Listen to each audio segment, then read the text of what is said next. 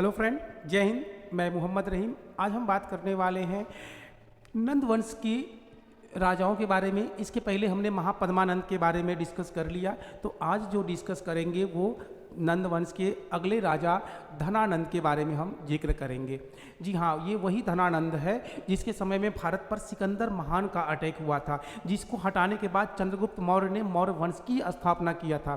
ठीक है, तो लेक्चर को स्टार्ट करने से पहले कुछ फरमाइशों को पूरा करते हैं कि दिल के दर्द को छुपाना कितना मुश्किल होता है, कि दिल के दर्द को छिपाना कितना मुश्किल होता है, टूट कर भी मुस्कुराना कितना मुश्किल होता है, टूट कर भी मुस्कुराना कितना मुश्किल होता है, और दूर तक चलना किसी के साथ सफ़र में, और दूर तक चलना किसी के साथ सफ़र में, फिर तन्हा लौट कर आना कितना मुश्किल होता है, फिर तन्हा लौट कर आना कितना मुश्किल होता है।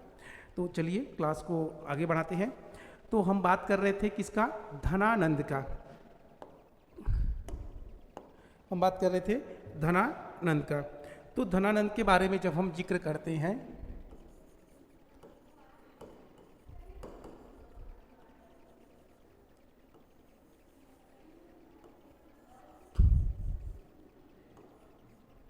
धनानंद, ये कौन था?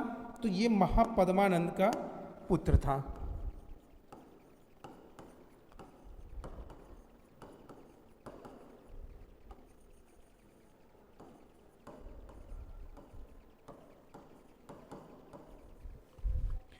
कहा जाता है कि इन्होंने अपने पिता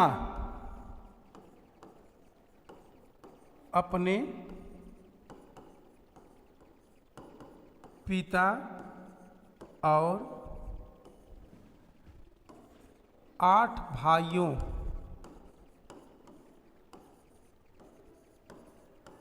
की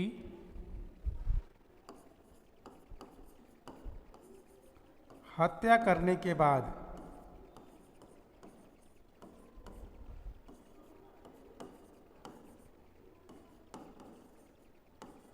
राज सिंहासन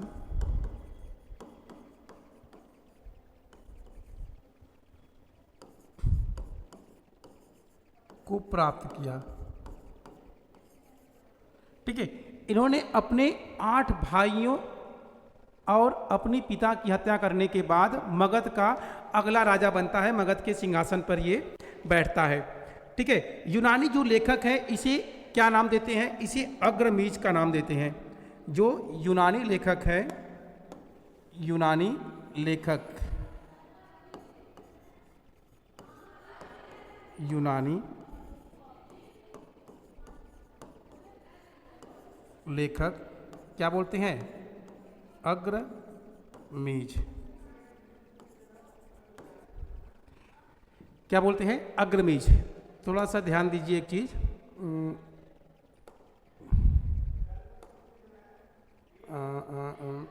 कहाँ गया? हाँ, देखिए यहाँ पे क्या है? महापद्मानंद उग्रसेन, और उसको क्या कहा गया? अग्रमीज।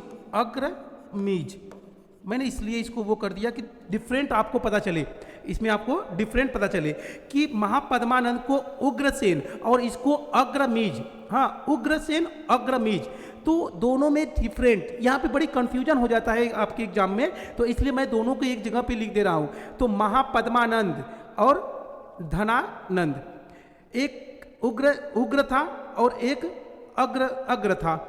एक उग्र था, तो उग्र मतलब आगे, अग्र मतलब पीछे, इस तरह से आप लीजिए। उग्र मतलब पहले महापद्मानंद आया था और उसके बाद कौन आया था? धनानंद। इस धनानंद में जरा भी तमीज नहीं था। ठीक है, तो अग्रमीज, अग्रमीज मतलब कि तमीज, तमीज मतलब किसके अंदर नहीं था?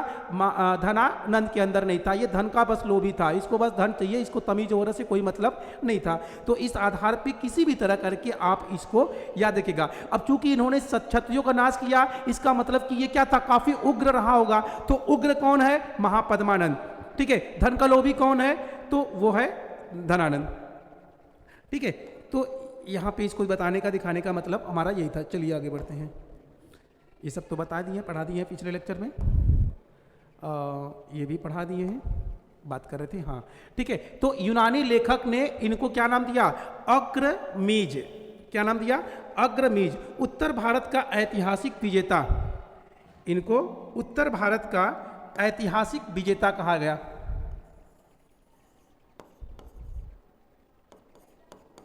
उत्तर भारत का ऐतिहासिक विजेता।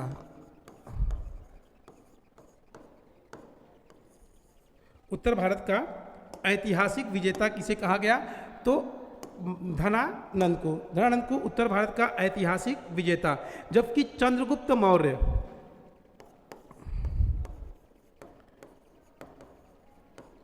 चंद्रगुप्त मौर्य को अखिल भारतीय विजेता, अखिल भारतीय विजेता का नाम दिया गया। फटाक से इसको नोट करिए।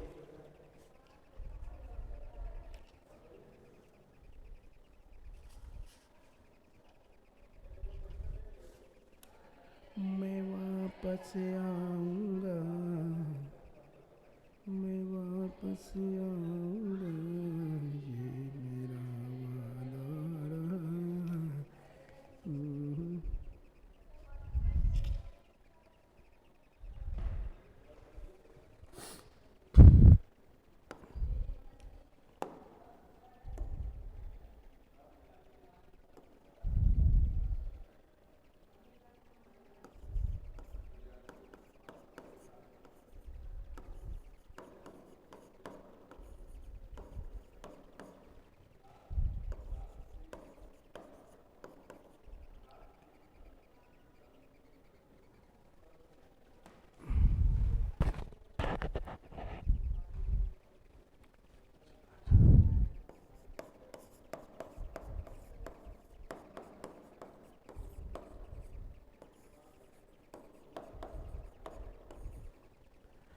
ये किसके लिए?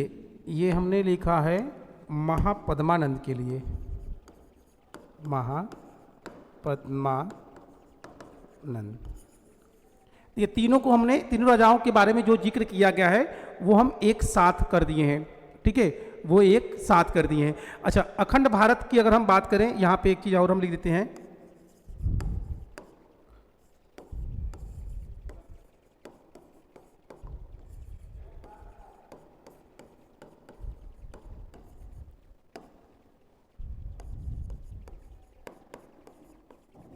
हालांकि अशोक भी पूरे भारत को नहीं जीता था, फिर भी कहा सकते हैं कि भारत की सबसे बड़े भूभाग पर शासन करने वाला पहला जो राजा था वो अशोक था। तो चारों शासकों में ध्यान दिया गया। उत्तर भारत का ऐतिहासिक विजेता, ठीक है, ऐतिहासिक विजेता की बात अगर किया जाए तो किसका है? वो है धनानंद। वो कौन है? धनानंद। ठीक है। चंद्रगुप्त मौर्य को अखिल भारतीय विजेता, अखिल भारतीय मतलब कि एक बड़े भाग का जो स्वामी है, एक बड़े भाग का जो राजा है, या अखंड भारत का जो राजा है, वो माना जाता है किसको? चंद्रगुप्त मौर्य को। यानी अखंड भारत पर शासन करने वाला पहला राजा कौन था? वो था चंद्रगुप्त मौर्य। ठीक है। तो चंद्रगुप्त मौर्य के समय में साम्राज्य उतना विस्तार नहीं किया था, इसलिए अखंड भारत पर शासन करने वाला वास्तविक जो राजा था वो कौन था? अशोक था। महापद्मानंद को उत्तर भारत का प्रथम ऐतिहासिक राजा कहा जाता है, ना कि विजेता, ऐतिहासिक राजा। ठीक है, महापद्मानंद को भारत का प्रथम ऐतिहासिक राजा कहा जाता है, जबकि धनानंद को भारत का प्रथम ऐतिहासिक विजेता कहा जाता है। ठीक है, यही डिफरेंट है, इसको आप नोट कर लीजिए। दीवाना मेरे बादशाह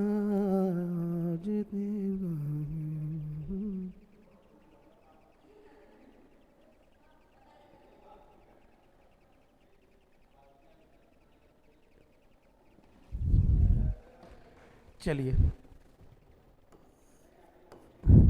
इनकी सेनापति, इनका सेनापति भद्रसाल, भद्रसाल जो था ये वो इनका सेनापति था, सेनापति था। इनका जो अमात्य था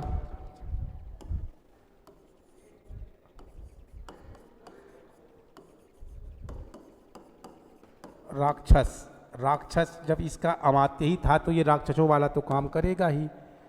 राक्षसों वाला काम करेगा ही। ठीक है, एक चीज जानेंगे, नंद वंश के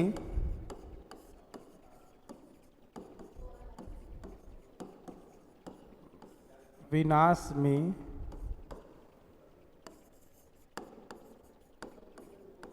आजीवक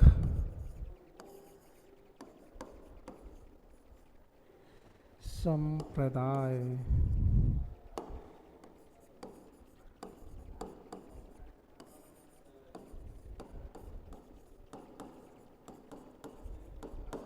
ठीक है। यानी कि अगर पूछा जाए कि धनानंद का सेनापति कौन था, तो वो भद्रसाल था। इसके अमात्य कौन थे, तो राक्षस थे। नंदवंश के विनाश में सबसे बड़ी भूमिका किसकी थी, आजीवक संप्रदाय। आजीवक संप्रदाय मतलब प्रकृतिवादी, नियतिवादी। हाँ, यानी कि इसी में कहा गया है कि ईश्वर ने चाहा तो जरूर होगा, मतलब ईश्वर ने चाहा तो जरूर नहीं होगा। इसे लोग कहते हैं ना कि कर्म करो। हाँ, जो बात कहा गया है, कर्म करो, फल की इच्छा मत करो, सिर्फ आप अपना कर्म करो, ईश्वर ने चाहा तो जरूर होगा। तो इस तरह की अवधारणा नहीं, ये प्रकृतिवादी यानी कि नियतिवादी विचारधारा के लोग थे। हाँ, इसके जो संस्थापक है वो मक्खली गोसाल है। आजीवक संप्रदाय का जो संस्थापक है वो मक्खली गोसाल है। मक्खली गोसाल पहले जैन धर्म का अनुयायी था। वो जैन धर्म से अलग होकर अपना ही एक अलग धर्म बना लिया था, जिसको हम आजीवक संप्रदाय बोलते हैं। आजीवक संप्रदाय को फॉलो करने वाला जो सबसे बड़ा राजा था वो था बिंदुसार, मौर्यवंशी राजा जो बिंदुसार था, जो कि चंद्रगुप्त मौर्य का पुत्र और अशोक के पिता हुआ करते थे। उन्होंने आजीवक संप्रदाय को स्वीकार किया था, आजीवक संप्रदाय को संरक्षण दिया था, और आजीवक संप्रदायों के लिए उन्होंने बराबर की पहाड़ी में गुफाओं का निर्माण भी करवाया था। ठीक है, ताकि वो अपनी तपस्या वगैरह कर सके। ठीक है, तो देख लीजिए इसको, फिर आगे बढ़ते हैं।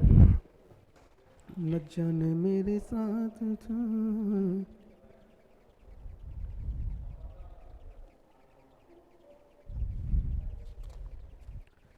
हो गया, आइए आगे बढ़ते हैं।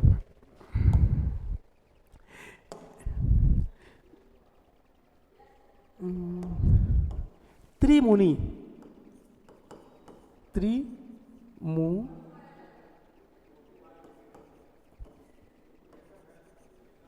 त्रिमुनि, ठीक है। त्रिमुनि किसे कहा जाता है, त्रिमुनि, थोड़ा सही से लिखिए।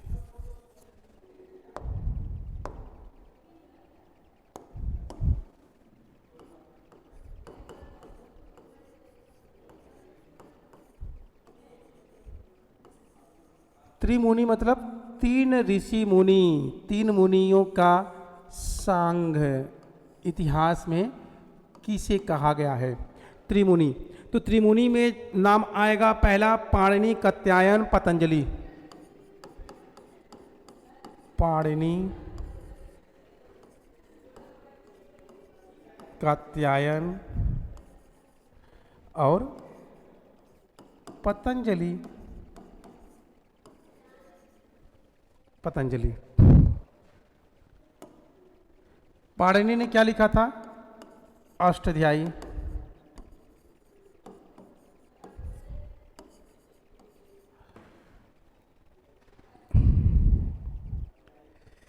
जब इसको लिख ही रहे हैं तो थोड़ा सा सही दिशा में लिख दें।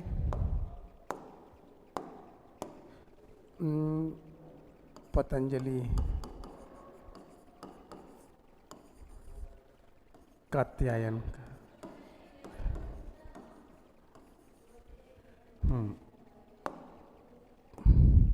पतंजलि ने क्या लिखा था, महाभाष्य। इन्होंने क्या लिखा था, वारुचि। वारुचि, हमने पिछले बार भी बताया कि ये क्या है, संस्कृत व्याकरण का प्रथम ग्रंथ।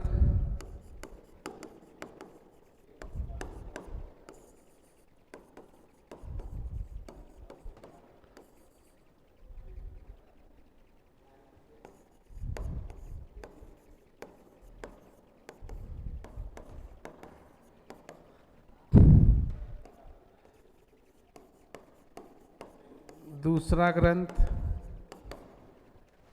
और ये है तीसरा ग्रंथ, यह है तीसरा ग्रंथ।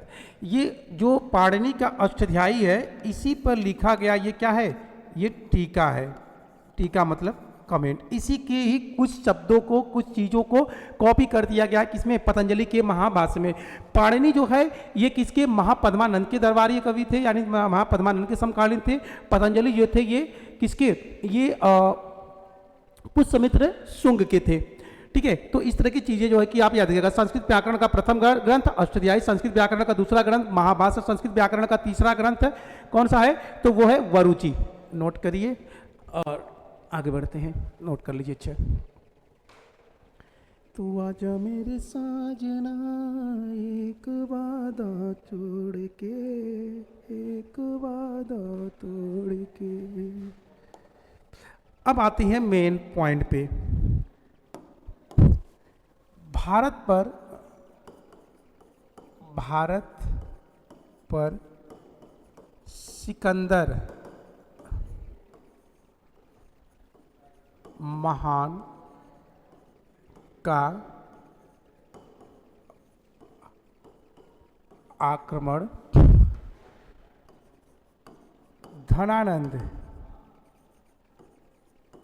के शासन काल में हुआ था।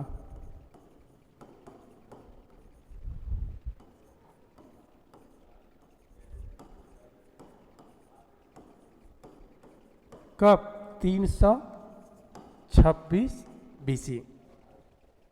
अब देखिए यहां से जो क्वेश्चन पूछेगा वो क्या पूछेगा कि भारत पर जो सिकंदर का आक्रमण हुआ था उस समय मगधपति, मगध नरेश, मगध का राजा कौन था, तो आपका आंसर होगा धनानंद। जिस समय 326 ईसा पूर्व में सिकंदर ने भारत पर आक्रमण किया था, ठीक है, उस समय मगध का राजा कौन था, तो महापद्मानंद, धनानंद। जिस समय सिकंदर ने भारत पर अटैक किया था उस समय मगध का या भारत का सबसे शक्तिशाली राजा कौन था, तो वो मगध था। मगध का राजा कौन, धनानंद, उस समय सबसे शक्तिशाली था। ये एक ही मतलब भारत के अंदर बस एकमात्र ये महाजनपद था या एकमात्र राजा था जो सिकंदर की सेना से युद्ध कर सकता था, उसको पराजित कर सकता था, मगर इन्होंने कोई इंटरेस्ट नहीं लिया। सिकंदर भारत की सीमावर्ती क्षेत्रों पर अटैक किया और वो भारत के अंदर यानी कि मगध के अंदर एंट्री नहीं किया। उसके पीछे दो कारण बताए जाते हैं। पहला कि धनानंद के शक्तिशाली होने की वजह से सिकंदर की सेना ने साहस नहीं किया मगध पर अटैक करने का। दूसरा, अगर वो साहस करता मगर उसके साहस करने से पहले ही चाणक्य ने अपनी चाणक्य नीति से सिकंदर को मजबूर कर दिया भारत से जाने का, भारत छोड़ने का, भारत से वापस जाने का। ठीक है, तो इस सिकंदर जो है कि क्या आता है, भारत के सीमावर्ती क्षेत्रों पर अटैक करता है। इसने पंजाब के राजा पुरु के साथ भी सिकंदर ने युद्ध किया था और सिकंदर इस बात को मानता है कि भारत में नहीं बल्कि पूरी दुनिया में कोई ऐसा राजा नहीं मिला हमको जो पोरस के जैसा, जो पुरु के जैसा हो, जो कि पंजाब का राजा है। इसकी जैसा जो है ईमानदार और शक्तिशाली ताकतवर राजा हमने कभी नहीं देखा अपने लाइफ में।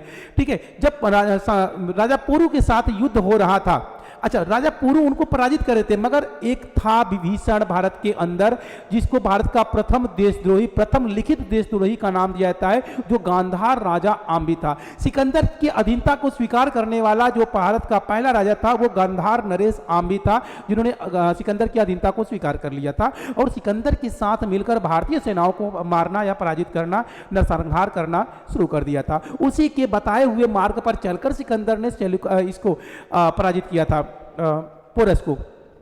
पोरस बड़े लंबे समय तक युद्ध किया जो है, हाँ, बड़े लंबे समय तक सिकंदर के साथ युद्ध किया। उस युद्ध के बाद जब अंततः पोरस पराजित होता है, पराजित होने के बाद उनको अरेस्ट कर लिया जाता है। अरेस्ट करके जब सिकंदर के समक्ष लाया जाता है तो सिकंदर उनसे पूछता है कि बोल, तेरे साथ कैसा सलूक किया जाए, मार दिया जाए या छोड़ दिया जाए। तो बड़ा ही सुंदर जवाब देता है राजा पोरस कि मेरे साथ भी वही सलूक किया जाए जो एक राजा दूसरे राजा के साथ करते हैं। अब उस समय एक राजा दूसरे राजा के साथ किस तरह का सलूक या बर्ताव करते थे?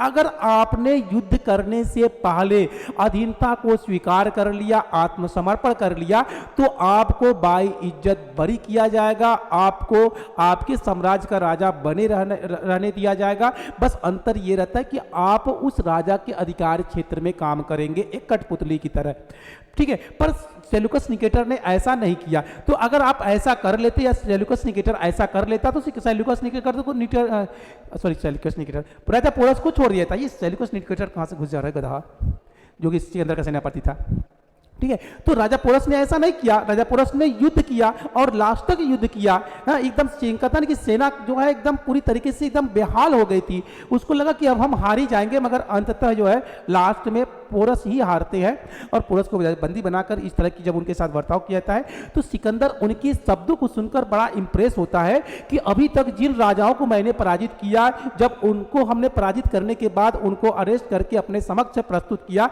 तो वो अपनी जान की दुहाई किए, अपनी जान का भीख मांगे, अपने साम्राज्य का भीख मांगे, अपनी जिंदगी का भीख मांगे।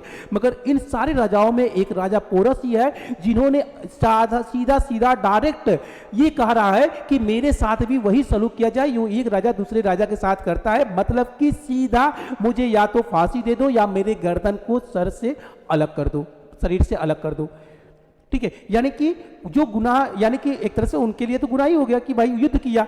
तो एक तरह से पोरस का यह मानना है कि आप हमको मृत्यु दंड दे दो, चाहे फांसी देकर चाहे सर को काटकर। मगर पोरस ने गिड़गिड़ाने का काम नहीं किया, रिक्वेस्ट नहीं किया, अपनी जान की भीख नहीं मांगा सिकंदर के सामने। इसलिए सिकंदर इंप्रेस होता है और सिकंदर उनको बाई इज्जत बरी करता है और बस एक संधि, एक शर्त के तहत उन्हें फिर से पोरस मतलब पंजाब का राजा नियुक्त करता है। बस अंतर ये होता है कि वो सिकंदर के अधीन कार्य करेंगे, जो भी रेवेन्यू, जो भी टैक्स वगैरह वसूली होगा वो सब किसके पास जाएगा? वो सब जाएगा सिकंदर के पास। सिकंदर अपने अनुसार पोरस को पेमेंट या सैलरी देगा, ठीक है। तो ये रहा जो है धनानंद के बारे में जानकारी। तो इसी धनानंद की हत्या 322 ईसा पूर्व में चाणक्य के एक शिष्य जिसका नाम था चंद्रगुप्त मौर्य, चंद्रगुप्त मौर्य ने 322 बीसी में, हाँ 322 बीसी में धनानंद की हत्या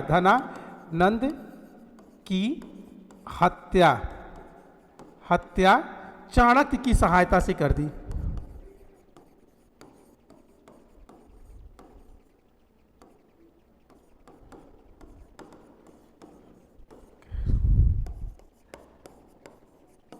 मौर्य साम्राज्य का नींव रखा।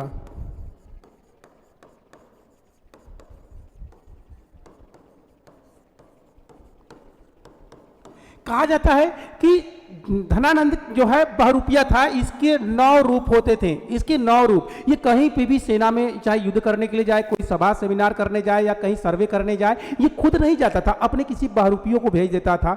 और ऐसे में कहा जाता है कि चाणक्य ने कई बार प्रयास किया था धनानंद को मारने का, कई बार मारा, मगर अंततः लास्ट में पता चला कि धनानंद तो अभी जिंदा है, वो तो दरबार में ही था, वो तो कहीं गया ही नहीं था, युद्ध में गया ही नहीं था। तो इतना चालाक था ये बंदा जो है, हाँ ये धनानंद इतना चालाक था, ठीक है।